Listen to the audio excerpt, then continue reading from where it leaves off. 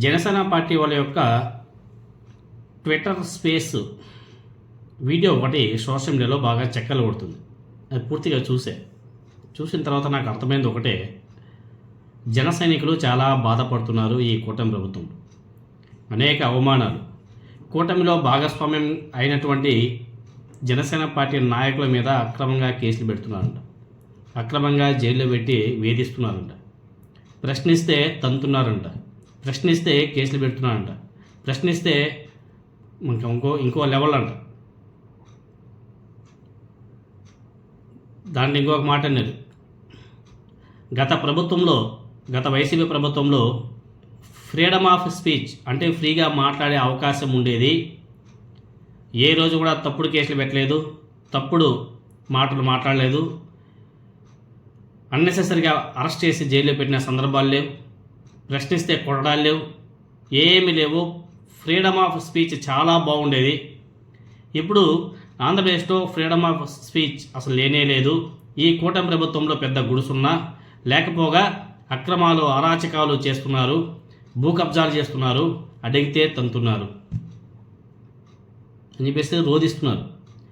Day 1 నుంచి YCP నాయకులు కార్యకర్తలు లబో దిబోం అని చెప్పేసి చెప్పేది ఇదే కదా, వాళ్ళు నోరు కొట్టుకొని మరీ చెప్పేది ఇదే కదా.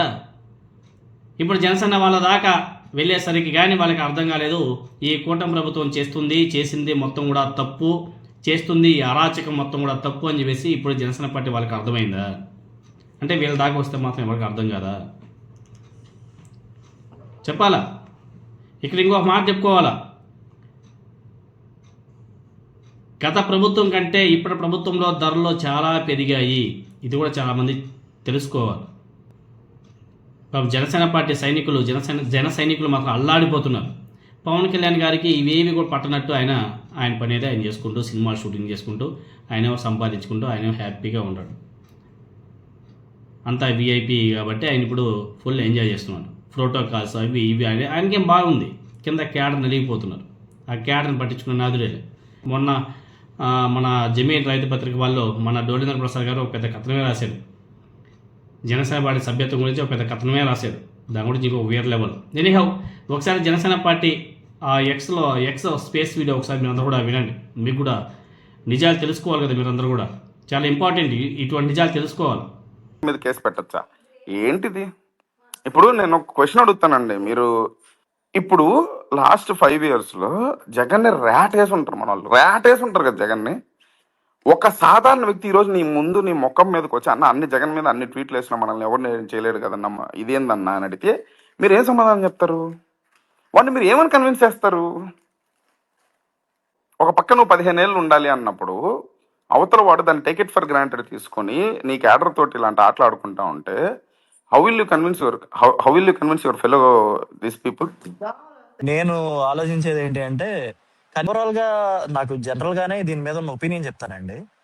ఇక ఇది ఏంటంటే, అసలు ఎవడైనా సెల్ ఫోన్ పట్టుకొని ట్వీట్ వేసుకోవాలంటే భయపడే పొజిషన్ తీసుకొస్తారు. మీకు అంటే ఈవెన్ కోర్టు చెప్పినా కూడా అసలు లాస్ట్ మన ఏపీ హైకోర్టే ఇచ్చింది. మల్టిపుల్ కేసెస్ కూడా సైడ్ చేసి ఫ్రీడమ్ ఆఫ్ స్పీచ్ గురించి దాని గురించి చెప్పి జస్ట్ నోటీసులు సర్వ్ చేయండి, అసలు వాళ్ళు కోఆపరేట్ చేస్తే తప్ప, మీరు కోఆపరేట్ చేయకపోతే తప్ప మీరు అరెస్ట్ చేయొద్దండి అని హైకోర్టు ఇంత క్లియర్ గా ఈ మ్యాజిస్ట్రేట్స్ అందరికీ కూడా ఒక డైరెక్టివ్ కింద ఇచ్చింది అనమాట. అయినా కూడా అసలు అంటే వీళ్ళకి నాకు ఒకటి అర్థం కావట్లేదు. ఇంకొకటి సెకండ్ థింగ్ ఏంటి అంటే, నాకు చాలా బాధగా అనిపించింది.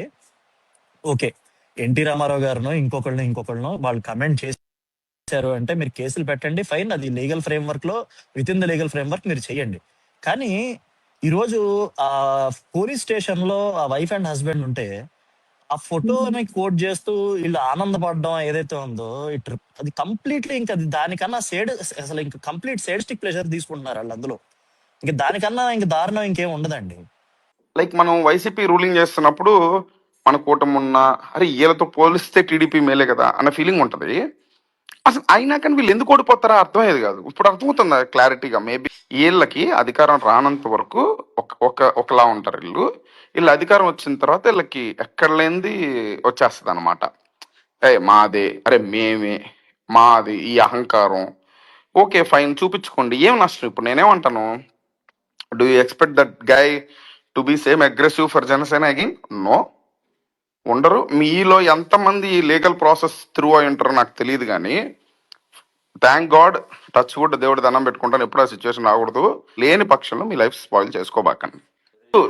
మనం ఏం చెప్తాం ఒకడికి, బండబూతులు మాట్లాడొద్దురా, మాట్లాడితే కేసులు పెడతారు జాగ్రత్త అని చెప్తున్నాం. వేరే వాడు వచ్చి ఇప్పుడు అన్న అసలు ఒక్క బూత్ కూడా మాట్లాడలేదన్నా అయినా కానీ అబ్బాయిని ఇబ్బంది పెట్టారు. ఇప్పుడు మరి ఇంకేం చేయాలని చెప్పాలంటే నాకు అర్థం కావట్లేదు. మీరు చెప్పండి పోనీ. మీతో పాటు అధికారం పంచుకుంటున్నాడు. మాకేం వచ్చిందండి, మాకేం వస్తుంది, మేమేం సాధించుకుంటున్నాము. మా ఉద్యోగాలు మేము అయ్యే చేసుకుంటున్నాం, మా లోన్లు మేము అయ్యే కట్టుకుంటున్నాం, మా బతుకులు మేము అయ్యే బతుకుతున్నాం. మాకేం ఒరగలా, మీకేమన్నా ఒరిగినాయేమో అధికార పార్టీల్లో ఉన్నామని. మీకేమన్నా ఒరిగిందేమో, మీరేమన్నా ఊడబొడుచుకుంటున్నారేమో. మాకేం ఊడబడచట్లేదు, మా జీవితాలను మీరేం ఉద్ధరించలేదు. ఓకే, ఇన్ఫాక్ట్ మాట్లాడాలనుకుంటే ₹1 ₹2 ఇల్లు వచ్చిన తర్వాత ఇంకొన్ని పన్నులు పెరిగినాయి. ఎవరి జాబులు వాడు చేసుకోవాలా, ఎవరి లోన్లు వాళ్ళు కట్టుకోవాలా, ఎవరి ఈఎంఐలు వాళ్ళే కట్టుకోవాలా. అధికారంలో భాగస్వామ్యం మాత్రం జనసేన పార్టీకి పొలోమని ఇచ్చేస్తారా, ఏం ఉండదు. ఇవన్నీ కూడా నిజాలు. చాలా బాగా మాట్లాడారు. ఇంకా చాలా పెద్ద వీడియోగానే ఇంత తాపేశారు. చాలా బాగా మాట్లాడారు. ఎందుకంటే గత వైసీపీ ప్రభుత్వంలో వైఎస్ఆర్ కాంగ్రెస్ పార్టీ గురించి, వైసీపీ నాయకుడు జగన్మోహన్ రెడ్డి గారి గురించి, వాళ్ళ భార్య గురించి ఈ జన సైనికులు ఏం మాట్లాడారు, ఆ బూతులే, ఆ ఎడిటింగ్ ఫొటోస్ ఆనాడు వాళ్ళు పట్టించుకోలే. చిన్నపిల్లలు వాళ్ళ లైఫ్ స్పాయిల్ అవుతాయి అని చెప్పేసి జగన్మోహన్ రెడ్డి గారు ఒక మంచి మనస్తత్వంతో వదిలేశాడు తప్ప, ఆయన కానీ ఆ రోజు కానీ స్ట్రిక్ట్గా ఉంటే వీళ్ళందరూ కూడా పరిస్థితి ఎలా ఉండేది. ఆయన మానవత్వంతో వదిలాడు. వీళ్ళు దాన్ని అలుసుగా తీసుకొని రెచ్చిపోతున్నారు. పైన దేవుడే